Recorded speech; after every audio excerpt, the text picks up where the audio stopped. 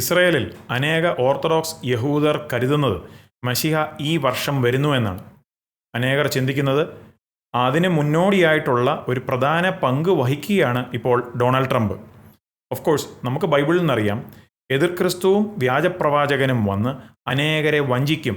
എങ്ങനെയാണോ ഇസ്രയേലിൽ ഇപ്പോൾ റാവ് ഷ്ലോമോ യഹൂദ എന്ന് പറയുന്ന വ്യക്തി അത്ഭുതങ്ങളൊക്കെ പ്രവർത്തിച്ച് അനേകർ തന്നിലേക്ക് ഓടി വരുന്നത് പോലെ തന്നെ ഭാവിയിലും എതിർ ക്രിസ്തുവും വ്യാജപ്രവാചകനും അനേകരെ വഞ്ചിക്കും.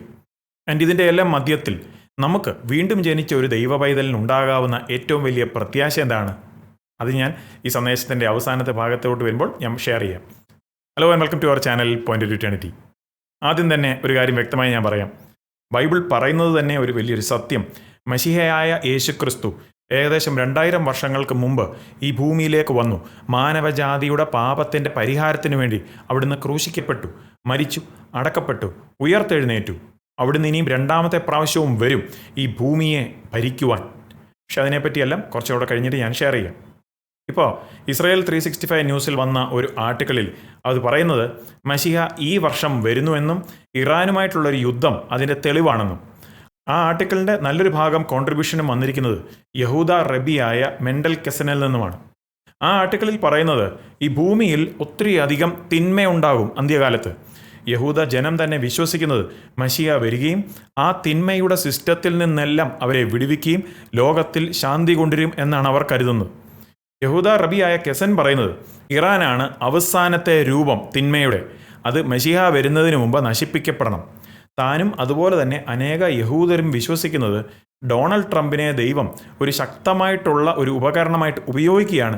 ആ മശിഹ വരുന്നതിന് മുമ്പുള്ള ആ ഒരു സമയം ഒരുക്കുകയാണ് എന്നാണ് അവർ കരുതുന്നത്. ഇതാണ് നിങ്ങൾ ഇനിയും കേൾക്കുവാൻ പോകുന്നതിൻ്റെ ആ സത്ത്.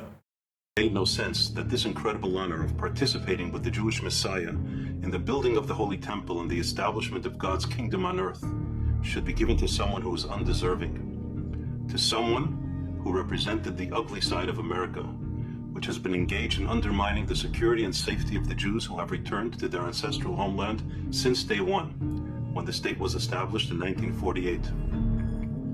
President Donald Trump was the first American president who stood up in defiance to the entrenched and endemic anti-Israel attitude of all previous U.S. administrations towards our presence in the Holy Land, an attitude that was in place for the past 70 years. Only he or somebody like him would be the person who deserves this great honor of representing Western society and fulfilling the prophecy uttered to our matriarch Rebecca, the elder one will serve the younger one. God's voice was heard loud and clear to anyone whose ears were open, and he chose the second non-Jewish Messiah, not to redeem the world. That job is reserved for the Jewish Messiah, who is a direct descendant of King David and his son Solomon. But like the first non-Jewish Messiah, Cyrus, who was chosen to assist the Jews in re-establishing themselves in the land of Israel after their 70-year exile in Babylon, the current non-Jewish Messiah was chosen to be of service to the Jewish people and the Jewish Messiah. ആ ആർട്ടിക്കിളിൽ റബി കേസൻ പറയുന്നത് Trump ഏശാവിൻ്റെ ഗിൽഗുൽ, അതായത് ഏശാവിൻ്റെ നല്ല ഭാഗമാണെന്ന്. ദൈവം ട്രംപിനെ രക്ഷിച്ചത് ആ വെടിവെപ്പിൽ കൊല്ലപ്പെടാതെ എന്തിനാണ് രക്ഷിച്ചത്? റബി കേസൻ പറയുന്നത് ഇറാനെ ഇല്ലായ്മ ചെയ്യുവാൻ. ട്രംപിൻ്റെ പ്രതീക്ഷിക്കാത്ത രീതിയിലുള്ള ഷിഫ്റ്റ് തൻ്റെ മാഗ പൊളിറ്റിക്സിൽ നിന്ന് കൂടുതൽ അഗ്രസീവായിട്ട് ലോകത്തിൽ ഭീഷണി ഉണ്ടാകുന്ന വിധത്തിലുള്ള ഭരണകൂടങ്ങളെ ഇല്ലായ്മ ചെയ്യുവാൻ. അതിപ്പോൾ വെനിസ്വേലയിലെ മഡൂറയെ പിടിച്ചുകൊണ്ട് പോകുന്നത്, പിന്നെ മെക്സിക്കോയിലെ ഡ്രഗ് കാർട്ടലുകളെ ഇല്ലായ്മ ചെയ്യുന്നത്, പിന്നെ ഇപ്പോൾ ഇറാൻ്റെ നേതൃത്വത്തിനെതിരെയുള്ള ഈ ഡീക്യാപിറ്റേഷൻ സ്ട്രൈക്കും. ഇതൊന്നും ഒരു പൊളിറ്റിക്കൽ അനോമലി അല്ലെന്നും അതൊരു മിഷനാണെന്നും എന്നാണ് താൻ പറയുന്നത്. താൻ വീണ്ടും പറയുന്നു, സാത്താൻ തോറ്റുകൊണ്ടിരിക്കുകയാണ്. തനിക്ക് സ്വർഗീയ കോടതിയിൽ ഒരു ശക്തിയുമില്ല. അല്ലെങ്കിൽ എന്തുകൊണ്ടാണ് ഇറാൻ്റെ നേതൃത്വ നിരയിൽ ഇത്രയധികം നേതാക്കൾ ഇല്ലാതായിപ്പോയത്? ട്രംപിനെ ഉപയോഗിക്കുന്ന ഈ ഒരു രീതിയിലൂടെ തന്നെ ഇസ്രയേൽ ലോകത്തിൻ്റെ സ്റ്റേജിലെ പ്രധാനപ്പെട്ട ഫോക്കസിലേക്ക് വരികയാണ്. അനേക യഹൂദ ജനം അത് വിശ്വസിക്കുന്നുമുണ്ട്.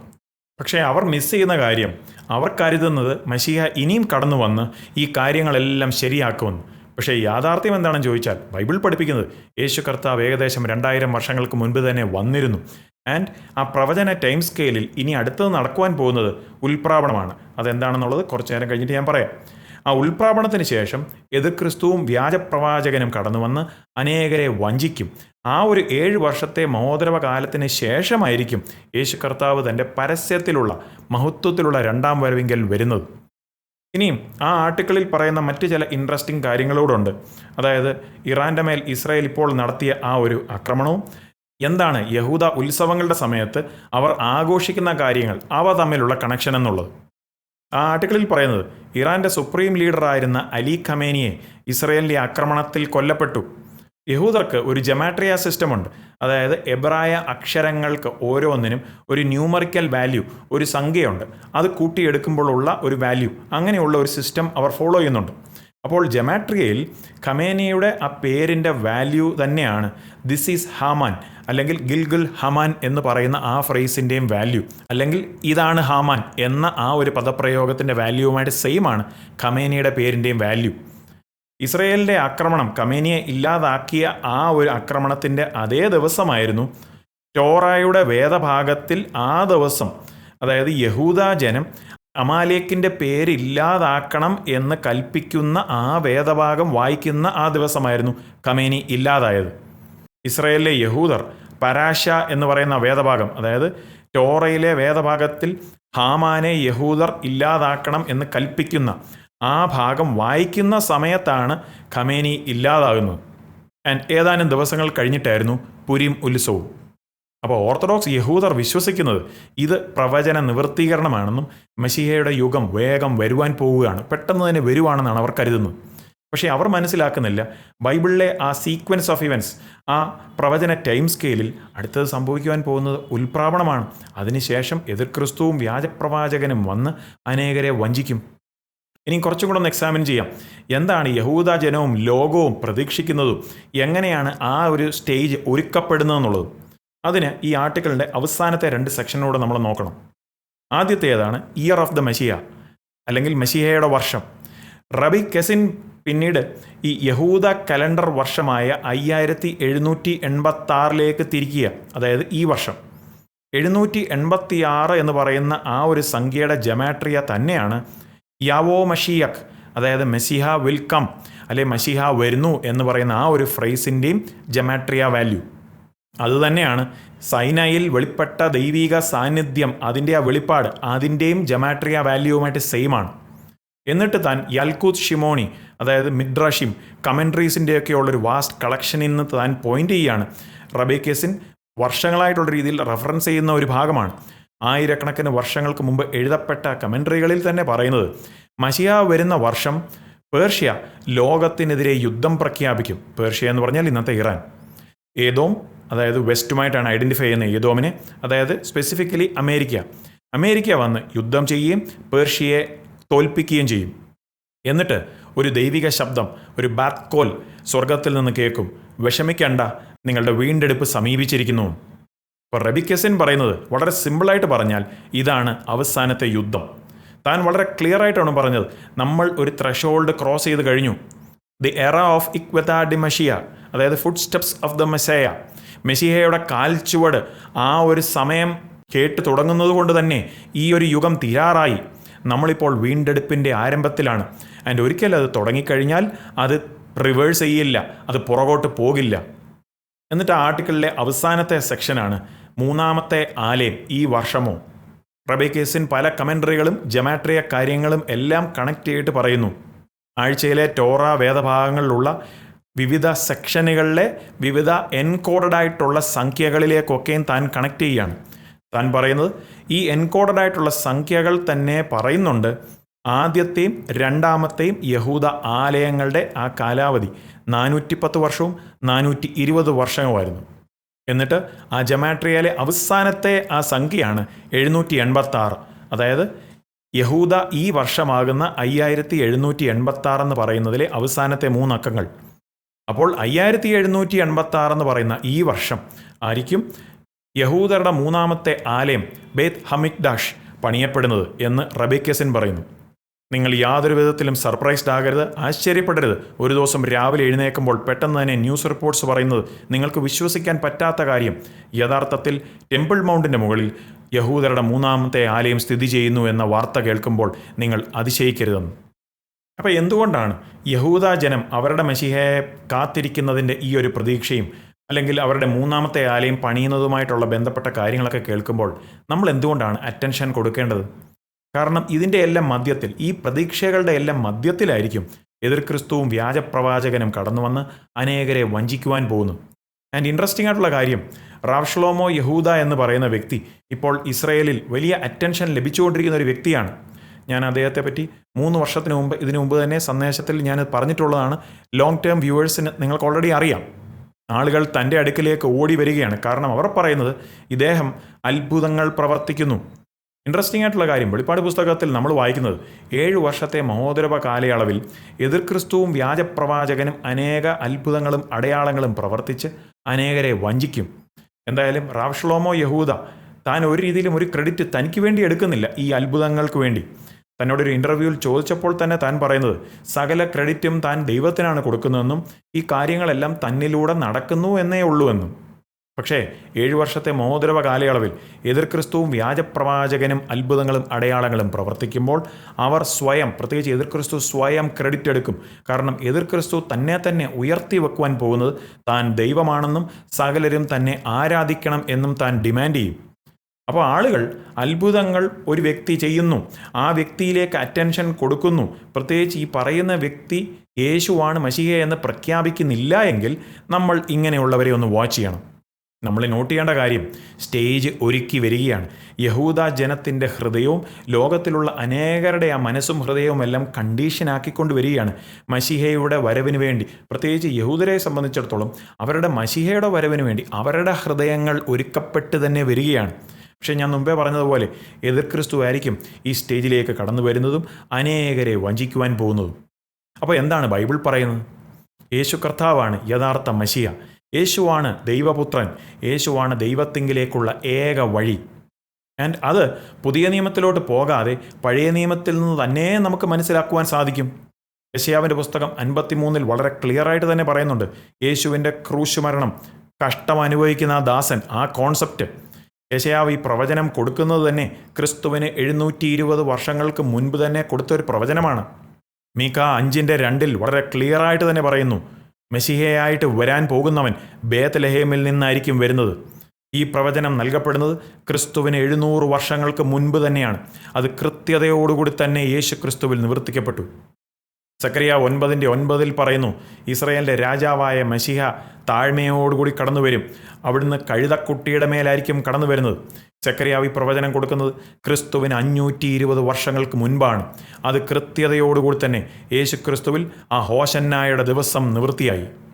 സങ്കീർത്തനം 22 പറയുന്നത്, അവർ എൻ്റെ കൈകളെയും കാലുകളെയും തുളച്ചു, എൻ്റെ വസ്ത്രം അവർ പകുത്തെടുത്തു, എൻ്റെ അങ്കിക്കായി അവർ ചീട്ടിടുന്നു. യേശു ക്രിസ്തു ക്രൂശിക്കപ്പെട്ടപ്പോൾ ഇത് കൃത്യതയോടുകൂടി തന്നെ നിവർത്തിക്കപ്പെട്ടു. ഇങ്ങനെ 300-ൽ പരം പ്രവചനങ്ങൾ, യേശുക്രിസ്തുവിനെ പറ്റിയുള്ള പ്രവചനങ്ങൾ പഴയ നിയമത്തിലുണ്ട്. അവയെല്ലാം കൃത്യതയോടുകൂടി തന്നെ യേശുക്രിസ്തു നിവർത്തിച്ചു. ബൈബിൾ പഠിപ്പിക്കുന്നത് അവിടുത്തെ പരസ്യത്തിലുള്ള മഹത്വത്തിലുള്ള 2ാം വരവ് 7 വർഷത്തെ മഹോദരവ കാലത്തിൻ്റെ സമയം കഴിഞ്ഞിട്ടാണ്. 2 തെസ്സലോനിക്കർ 2:3 തന്നെ പറയുന്നത്, ആരും ഏത് വിധേനയും നിങ്ങളെ ചതിക്കരുത്. ആദ്യമേ വിശ്വാസത്യാഗം, ഗ്രീക്ക് ഭാഷയിൽ വിശ്വാസത്യാഗത്തിനെ കൊടുത്തിരിക്കുന്ന യഥാർത്ഥ വാക്ക് അപ്പോസ്റ്റാസിയ, അത് സംഭവിക്കുകയും നാശയോഗ്യനും അധർമ്മമൂർത്തിയുമായവൻ വെളിപ്പെടുകയും വേണം. ബൈ ദ വേ, ആ 2 തെസ്സലോനിക്കർ 2-ാമത്തെ അധ്യായത്തിൽ എന്താണ് കർത്താവിൻ്റെ നാൾ, എന്താണ് അപ്പോസ്റ്റാസിയ എന്ന് പറയുന്ന പദത്തിൻ്റെ യഥാർത്ഥ അർത്ഥം, നമ്മൾ ആ അധ്യായത്തിൽ ഉൽപ്രാപണം, അതായത് റാപ്ചർ എന്ന് പറയുന്ന ആശയം കാണുന്നുണ്ടോ? ആരാണ് എതിർ ക്രിസ്തുവിനെ തടുക്കുന്നവൻ? ഇങ്ങനെയുള്ള അനേക കാര്യങ്ങളെ അഡ്രസ്സ് ചെയ്യുന്ന ഒരു 3 പാർട്ട് സീരീസ് ഇതിനു മുമ്പ് ഞാൻ പോസ്റ്റ് ചെയ്തിട്ടുണ്ട്. ആ സന്ദേശങ്ങളുടെ ലിങ്കുകളും കൂടെ ഞാൻ താഴെ ഡിസ്ക്രിപ്ഷനിൽ കൊടുത്തേക്കാം. അപ്പോൾ യേശു മത്തായി 24 തന്നെ ഓർപ്പിച്ചു, അന്ന് ആരാനും നിങ്ങളോട് ഇതാ ക്രിസ്തു ഇവിടെ അല്ല അവിടെ എന്ന് പറഞ്ഞാൽ വിശ്വസിക്കരുത്. പഴയ നിയമത്തിൽ എതിർ ക്രിസ്തുവിൻ്റെ പ്രവർത്തനത്തെപ്പറ്റി പറയുന്നത് ദാനിയേൽ 7:25 പറയുന്നു, അവൻ അത്യുന്നതനായവന് വിരോധമായി വമ്പ് പറയുകയും അത്യുന്നതനായവൻ്റെ വിശുദ്ധന്മാരെ ഒടുക്കിക്കളയുകയും സമയങ്ങളെയും നിയമങ്ങളെയും മാറ്റുവാൻ ശ്രമിക്കുകയും ചെയ്യും. ആൻഡ് അതാണ് ആദ്യം സംഭവിക്കുവാൻ പോകുന്നത്. 7 വർഷത്തെ മഹോദരവ കാലത്തിൽ എതിർ ക്രിസ്തുവും വ്യാജപ്രവാചകനും വന്ന് അനേകരെ വഞ്ചിക്കും. ഈ ലോകത്തിലുള്ള അനേകരെ തന്നെ വഞ്ചിക്കും. യഹൂദർ പ്രതീക്ഷിക്കുന്നത് മശിഹയായ രക്ഷിതാവ് വന്ന് അവരെ വിടുവിക്കും. ഈ ലോകത്തിലെ മോശമായിട്ടുള്ള കാര്യങ്ങളെല്ലാം ഈ മശിഹ ഫിക്സ് ചെയ്യും എന്നാണ് അവർ കരുതുന്നത്. പക്ഷെ നിർഭാഗ്യവശാൽ ഇങ്ങനെയുള്ള അനേകർ, ലോകത്തിലെ അനേകരും എതിർ ക്രിസ്തുവിനെ സ്വീകരിക്കുകയും അവൻ്റെ മുമ്പാകെ കീഴ്പ്പെടുകയും ചെയ്യും. കാരണം ഈ വരുന്നവൻ മശീഹയാണെന്ന് സകലരും അങ്ങ് കരുതും. യേശു കർത്താവ് പരസ്യമായി വരുവാൻ പോകുന്നത് 7 വർഷത്തെ മഹോദരവ കാലത്തിൻ്റെ അവസാനം. അത് നമ്മൾ കാണുന്നത് വെളിപ്പാട് പുസ്തകം 19-ാം അധ്യായത്തിൽ. അവിടുന്ന് വരുമ്പോൾ സകല തിന്മയും തോൽപ്പിക്കും. എതിർ ക്രിസ്തുവിനെയും വ്യാജപ്രവാചകനെയും അവിടുന്ന് ആ കെടാത്ത തീപ്പൊയ്കയിലേക്ക് തള്ളിയിടും. ആ പരസ്യത്തിലുള്ള മഹത്വത്തിലെ 2ാം വരവെങ്കിൽ യേശുക്രിസ്തു എന്ന യഥാർത്ഥ മശീഹയെ സകല കണ്ണും കാണും. ഒരേ സമയം സകലരും കാണും. സകല മുഴങ്കാലും മടങ്ങും. സകല നാവും ഏറ്റുപറയും യേശു മാത്രമാണ് കർത്താവെന്ന്.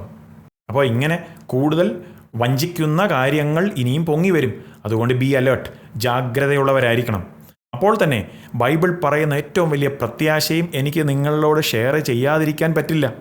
ഈ എതിർ ക്രിസ്തു വെളിപ്പെടുന്നതിന് മുമ്പ്, അതായത് 7 വർഷത്തെ മഹോദരവ കാലത്തിന് മുമ്പ് യേശു കർത്താവ് മധ്യാകാശത്തിൽ പ്രത്യക്ഷപ്പെടും. എന്തിനാണ്? തൻ്റെ സത്യസഭയെ ചേർക്കുവാൻ. അതിന് വിളിക്കുന്ന പേരാണ് റാപ്ചർ, മലയാളത്തിൽ ഉൽപ്രാവണം. ആൻഡ് ക്രിസ്തുവിനുള്ളവർ മാത്രം, അതായത് യേശു കർത്താവിനെ രക്ഷിതാവും കർത്താവുമായി സ്വീകരിച്ചവർ മാത്രം, യേശുവിൻ്റെ കൽപ്പനകൾ, ബൈബിളിൽ കാണുന്ന ദൈവത്തിൻ്റെ കൽപ്പനകൾ പ്രമാണിക്കുന്നവർ, അങ്ങനെയുള്ളവരെ ചേർക്കുവാനാണ് യേശുക്രിസ്തു മധ്യാകാശത്തിൽ പ്രത്യക്ഷപ്പെടുവാൻ പോകുന്നത്.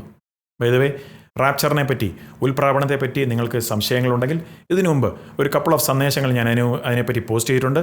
അവയുടെ ലിങ്കുകളും കൂടെ താഴെ ഡിസ്ക്രിപ്ഷനിൽ കൊടുത്തേക്കാം. അപ്പോൾ സമയം വളരെ അടുത്തു. യേശു കർത്താവിൻ്റെ മധ്യാകാശത്തിലുള്ള ആ റാപ്ചർ, ഉൽപ്രാവണം ഏറ്റവും അടുത്തു. ഏത് നിമിഷം വേണമെങ്കിലും സംഭവിക്കാം. അതാണ് ബൈബിൾ പഠിപ്പിക്കുന്നത്, ദ ഡോക്ട്രിൻ ഓഫ് ഇമിനൻസ്. ഏത് സമയം വേണമെങ്കിലും ആ ഉൽപ്രാവണം സംഭവിക്കാം. ഇതിനുള്ള ചോദ്യം, താങ്കൾ ഒരുങ്ങിയിട്ടുണ്ടോ? അവസാന നേരം വരെ വെയിറ്റ് ചെയ്യരുത്. യേശുവിനെ രക്ഷിതാവും കർത്താവുമായി സ്വീകരിക്കാം, ഞാൻ അടുത്ത മാസം അല്ലെങ്കിൽ അടുത്ത വർഷം ചെയ്യാമെന്ന് പറഞ്ഞ് വെയിറ്റ് ചെയ്യരുത്. കാരണം അങ്ങനെയുള്ളൊരു ചാൻസ് നിങ്ങൾക്ക് ലഭിച്ചില്ലെങ്കിലോ? അതുകൊണ്ട് ഇന്ന് നിങ്ങൾക്ക് കിട്ടുന്ന അവസരം മുതലെടുക്കുക. അതിനായിട്ട് ദൈവം നിങ്ങളെ സഹായിക്കട്ടെ. Take care. God bless. നിങ്ങൾക്ക് ഈ സന്ദേശം ഒരു അനുഗ്രഹമാകുന്നെങ്കിൽ ലൈക്ക് ചെയ്യാൻ മറക്കരുത്.